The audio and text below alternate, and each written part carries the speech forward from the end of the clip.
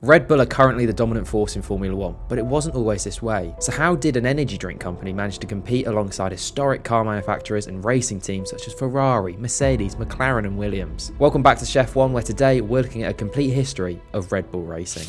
So we need to go back to the start, not just of Red Bull Racing, but of Red Bull as a drinks company. In 1972, a young Dietrich Mateschitz had just graduated with a marketing degree from Vienna University of Economics and Business. He then gained his first job in the industry, marketing detergents for Unilever. After a couple of other jobs, he then moved to Blendax, a German cosmetics company where he worked on, amongst other things, the marketing of Blendax toothpaste. And as part of this job, Dietrich was required to travel around the world, and one of these included a trip to Bangkok. Suffering from jet lag from the long flight, Dietrich looked for some sort of energy, and so on his way from the airport to the city, he bought a bottle of Krating Daeng. And thanks to just one glass of this drink, his jet lag was gone. Immediately, Dietrich saw the commercial opportunities in this, having not really seen something like this in Europe. And so he struck a partnership deal with Thai businessman Chalio Yovida. Soon after, alongside Yovida, he founded Red Bull, and after 3 years of modifying the formula to suit Europe, he launched a brand in his home country of Austria. Now, the name Red Bull is actually linked to the original name Krating Daeng, with Daeng meaning red in Thai, whilst Krating is a bison. Krating Daeng was originally popular in Thailand with blue-collar workers, however, under Mateschitz,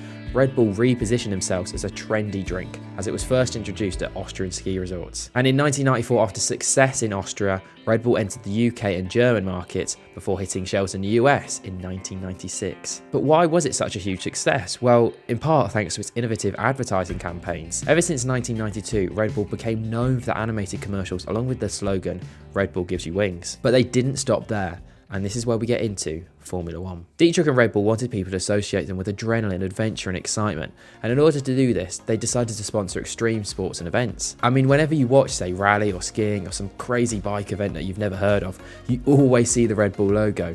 And what's another sport with extreme speed, some danger and a lot of excitement? Of course, Formula One. But Red Bull's involvement didn't begin with their own team. It in fact began in 1995 when Dietrich purchased 60% of Sauber, now State Kick, whatever their name is, and made Red Bull the main sponsor of the team. It was the beginning of the iconic livery we see today. Red Bull remained sponsor of the side between 1995 to 2004, however the team never finished higher than 4th in the Constructors. As well as poor finishes, in 2001 relations began to deteriorate as management at Sauber opted to sign a young Kimi Raikkonen instead of Red Bull's own choice of Enrique Bernaldi. So this, along with Red Bull wanting more power and for their car to be seen higher up the grid, prompted the bosses at Red Bull to look into buying their own team. So now we're going to take another little bit of a step backwards to look at the history of the team that is Red Bull Racing today. So for this we have to go back to 1988, where the son of Sir Jackie Stewart, Paul, created Paul Stewart Racing. They competed in British Formula 3 in 1989, where they achieved one race win, and in 1990 the team expanded with a move to Milton Keynes. Over the next few years the team won 12 titles at 119 races across various categories. And then in 1996 Jackie Stewart secured a 5-year development deal with Ford to make Stewart Racing a factory team in Formula 1, and in 1997 they competed in their first Formula 1 World Championship. The team, despite achieving a podium in Monaco in their first season, were plagued by reliability issues. In 1997, their two drivers actually finished the race 6 times combined. This was out of a possible 34. And even more staggering, in fact, across their 3 years in Formula 1, they had 63 DNFs of some sort, and that was out of a possible 98 races. When they did finish, they actually did have some success, with 5 podiums and 1 race win coming at the 1999 European Grand Prix at the Nürburgring thanks to Johnny Herbert. Also in 1999, Red Bull ran their first ever junior team in Formula 3000, headed by none other than Dr. Helmut Marko. At the end of the 1999 season, Ford increased its commitment to the team by buying it out and renaming it Jaguar Racing for the 2000 season, with hopes of creating the British Ferrari. However, thanks to Ford's relative inexperience in the sport and instability at a management level, the team failed to achieve any sort of success. And with Ford seeing no success from the project, they decided to put the team up for sale for just €1. And with 1 day left on this €1 sale, Red Bull purchased the side with a commitment to invest $400 million over the next 3 seasons, and this saved 340 jobs at the factory. So with new owners and a new team name for the Milton Keynes side, along came new drivers and a new team principal. And so this is where we look at the history of the team Red Bull Racing. So we start off with the 2005 season, and for their first season, Red Bull opted for former racing driver and owner of Arden International, Christian Horner, as their team principal, making him the youngest TP at the time, aged only 31. And for their first ever driver lineup, Red Bull went for former McLaren driver and 13-time race winner David Coulthard, and he was partnered by 2004 Jaguar driver Christian Klein. The 2004 Formula 3000 champion Antonio Liuzzi was the team's third driver, and it was actually originally agreed that Liuzzi and Klein would alternate every 4 races. However, after the first swap, Klein retained his seat for the rest of the season. And for the car, it was of course called the RB1, and due to the purchase of Jaguar, the team used Cosworth engines for some continuity. Despite Horner only being appointed 8 weeks before the start of the 2005 season, the team got off to a really good start with a P4 for Coulthard and a P7 for Klein at the season opening Australian Grand Prix. They followed this up with another double points finish in Malaysia, and the first half of the season showed a lot of promise with consistent point scoring, and another P4 at the Nürburgring for Coulthard. And along with the consistent point scoring, you can't talk about the RB1 without mentioning the Star Wars livery ran at Monaco. However, the side's competitiveness did fall away in the second half of the season, meaning they finished 7th in the Constructors' Championship. But overall, a promising start. So then on to 2006, Coulthard and Klein were retained for 2006 season, which saw the side switch to a Ferrari engine for the RB2. However, that wasn't the biggest change coming into the season.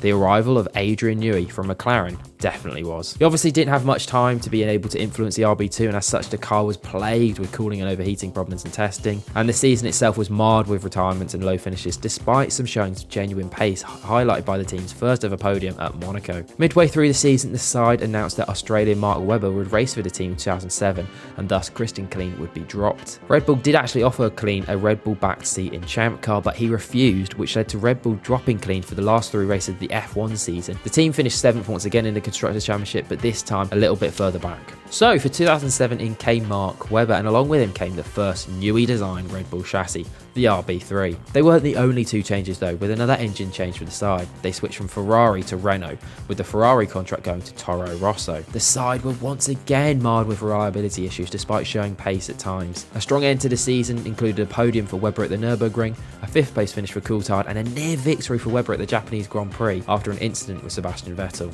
Where are we? Yeah, he's spun it. Oh, Vettel has been hit. He's been hit by Vettel, big time. Vettel is out. A strong end to the season ensured the side finished 5th in the Constructors' Championship, so definitely an improvement for 2007. On to 2008, and once again a lineup of Coulthard and Webber raced the now RB4. It was a strong start to the season for the side, with Webber picking up 5 consecutive point finishes and Coulthard finishing on the podium in Canada. At the halfway stage, the side were in a close battle for 4th in the Constructors. However, from then on, development slowed, and by the end of the season, even Toro Rosso finished with a higher points tally than Red Bull and recorded a victory before the main Red Bull team. Before the British Grand Prix of that year, Coulthard announced that he would be retiring at the end of the season and would be replaced by the new race winner Sebastian Vettel. So a 7th place finish in 2008 in the Constructors' Championship for Red Bull.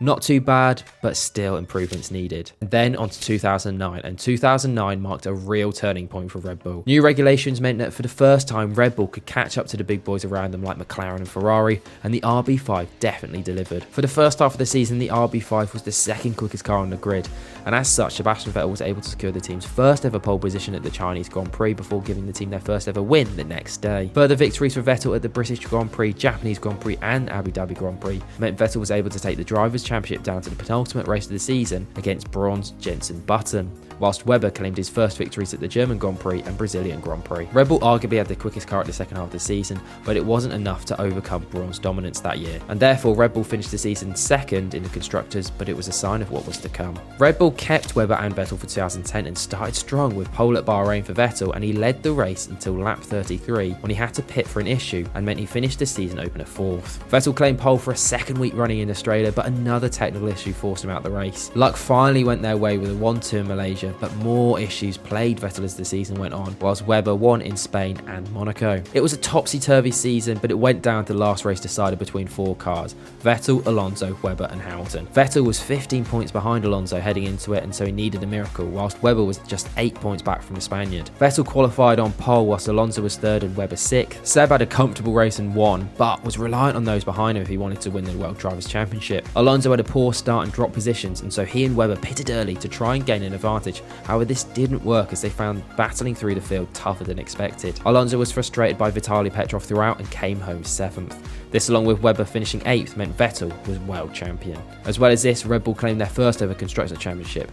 2010 was a year not to forget for Red Bull. And so for 2011, the questions were, could Red Bull keep it up? Of course, last year's champion Vettel and challenger Webber were retained by the team to drive the RB7, and 2011 definitely answered the question that Red Bull could keep it up, as it was a dominant year for Vettel and Red Bull, as they both won their second championship. The side were 150 points ahead of closest rivals McLaren, while Seb won 11 of the 19 races while picking up 15 poles, a record that still stands today, whilst Webber came home third overall, picking up a victory at the season-ending Brazilian Grand Prix. 2012 was less dominant for the Austrian outfit, with 7 different drivers winning the first 7 rounds of the season. Alonso took a lead on the championship early, however reliability issues plagued the Spaniard mid-season and allowed Vettel to close the gap. Vettel wasn't without issues himself, but came into the season decider in Brazil 13 points ahead of Alonso. He came home 6th to take him to his 3rd Drivers' Championship and secure Red Bull their 3rd Constructors' title, 60 points ahead of Ferrari. Webber had quite a disappointing season as he finished down in 6th. And then into 2013, the last year before the new regulations, and for a 5th consecutive season, Red Bull stuck with Vettel and Webber for their driver lineup. However, Webber decided at the start of the season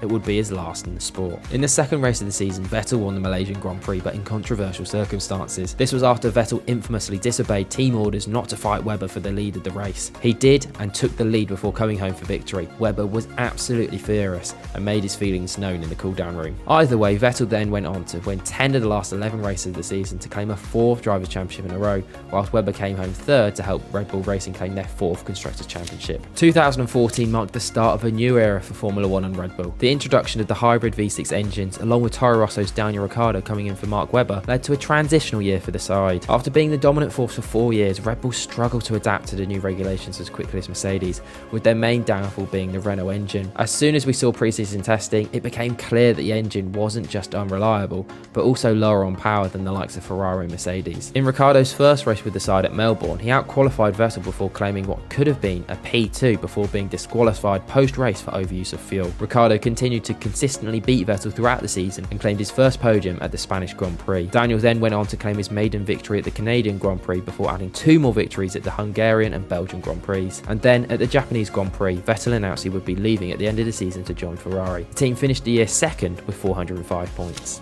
On to 2015, and so with Vettel leaving, Red Bull decided to replace him with the Russian Daniil Kvyat, who had spent the previous season at Toro Rosso. It was expected the side would continue to improve from the 2014 season, however instead they went backwards. Across the season the side only picked up 3 podiums, and with no wins it became the first winless season for the Red Bull side since 2008. It meant that Red Bull, who finished 4th, wanted to end their partnership with Renault, however unable to agree a deal for another engine supplier. A 4th place finish in the constructors behind Williams, Mercedes and Ferrari wasn't good enough. For 2016, Red Bull started the season once again with Daniil Kvyat and Daniel Ricciardo after the Russian had actually scored more points than the Australian. As well as this, the Renault engines were badged as Tag Heuer engines due to their public breakdown with Renault. Kvyat had a mixed start to the season with a P7, a podium in China and a P15 in Russia. It was enough for Red Bull to somewhat harshly swap him with the impressive Toro Rosso of Max Verstappen ahead of the Spanish Grand Prix. And then, in his first race of the side, Max became the youngest ever Formula 1 race winner at just 18 years old. The rest of the season saw plenty of podiums and another victory, this time for Daniel at Malaysia. The season was far stronger for the side, who finished 2nd, whilst Daniel Ricciardo finished 3rd in the Drivers' Championship. 2017 was a very similar year to 2016, with Ricciardo partnering Verstappen, and the team picked up 3 victories, 1 for Ricciardo at Baku, whilst Max picked up 2 at Malaysia and Mexico. The side finished 3rd, however, due to the strength of Ferrari and the reliability issues which plagued them. For 2018, the side continued with the same driver lineup, whilst Aston Martin became the team's title sponsor. It was again a very similar season to the 2 prior, with consistent podiums and 4 victories,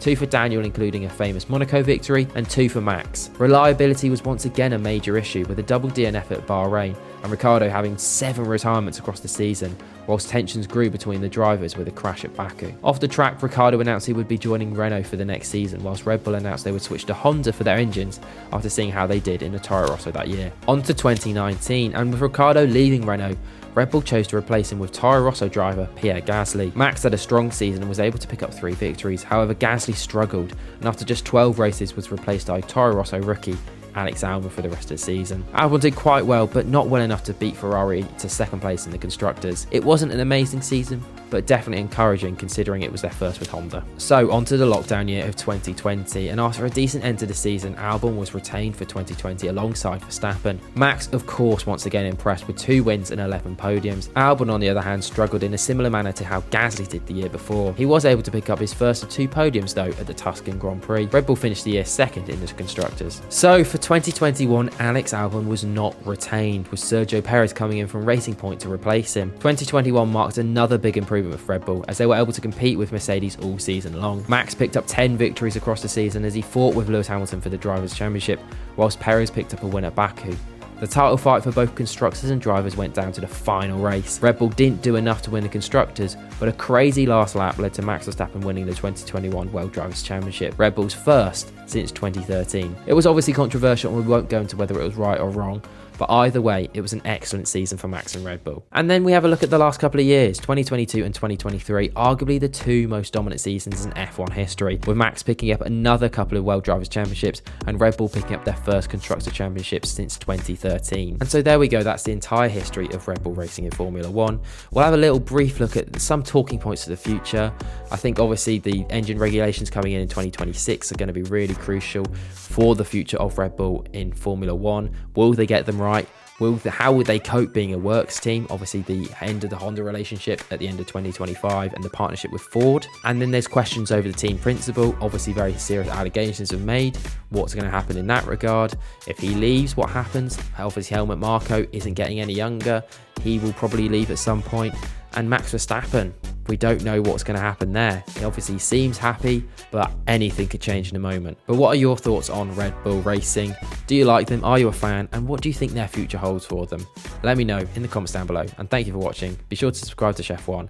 And also let us know what other teams you want to see us do this on.